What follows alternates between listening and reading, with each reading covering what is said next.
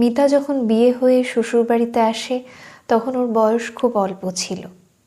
সেই বয়সের মেয়েরা তখন খেলে বেড়ায় কিংবা পড়াশোনা করে, কিন্তু মিতার বাবা মা মিতাকে বিয়ে দিয়ে দেন। সুন্দরী মিতাকে বেশি দিন বাড়িতে রাখা অসম্ভব হয়ে যাচ্ছিল। ওর রূপ দেখে পাড়া বেপাড়ার ছেলেরা ওর প্রেমে পাগল হয়ে যেত। তাই মাধ্যমিক পাশ করার পর পড়াশোনা ছাড়িয়ে দেন ওর বাবা মতিলাল রায়চৌধুরী, আর বাধ্য হয়ে মিতার বিয়ে দিয়ে দেওয়ার চিন্তা করেন।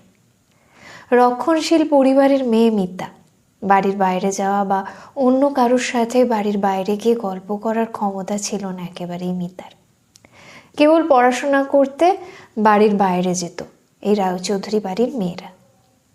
মিতার বন্ধুরা যখন পুজো পার্বণে বা কারোর জন্মদিনে বা অন্য কোনো অনুষ্ঠানে দল বেঁধে যেত, তখন মিতা পারত না তাদের সঙ্গী হতে।